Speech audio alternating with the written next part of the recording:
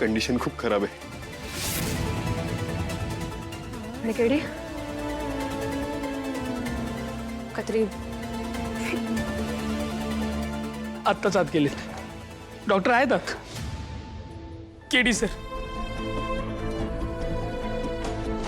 बस.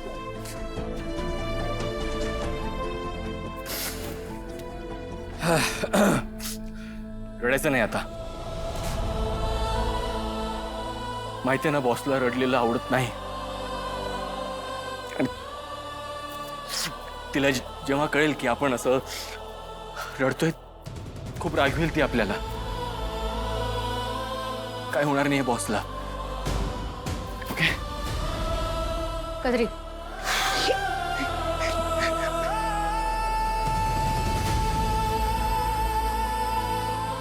गुलाबने काय सांगितलं. ओके एकदा बॉसला येऊ दे फक्त. मग बघ कसा पोपट्यासारखा बोलेल तो. तिने सांगितलं होतं मला की त्याच्याकडून सगळे गुन्हे कबूल करून घेईल. वसुधा बेलसरे, देवकी खांडेकर यांचे सगळ्यांचे गुन्हे त्याच्याकडून कबूल करून घेईल. या केसचा छडा तीच लावणार. तिने ठणकावून सांगितलं होतं मला गुलाब तिच्या हातूनच मरणार. काय होणार नाही तिला. आणि मला खात्री आहे ती परत येईल. ती परत येईल आणि त्याचं तोंड उघडायला भाग पाडेल.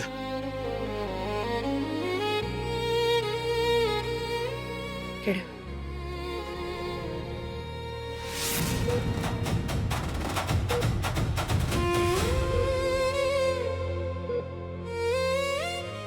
नर्स तारिणी कशी आता. मी तिला भेटू शकतो.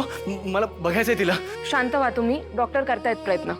पण मला भेटायचं होतं. किड्या किड्या किड्या शांत बस. किड्या तूच म्हणालास ना आता बॉसला नाही आवडणार आहे आपण रडलेला. सावरच होताला. गोळी लागल्यावर तिने मला सांगितलं काय सांगितलं तिचं प्रेम आहे माझ्यावर. आणि तू काय उत्तर दिलंस. नाही सांगू शकलो मी. कसं सांगणार. वेळच नव्हता ना. तुला माहितीये लग्नामध्ये मी तिला वचन दिलं होतं तिचं रक्षण करेन, तिला सांभाळेन. मरण समोर येण्याआधी मी त्याला सामोरे जाईन. लग्न जरी खोटं असलं तरी माझं प्रेम, माझं वचन खरं होतं ना यार. माझ्यावर चालवलेली गोळी ती स्वतः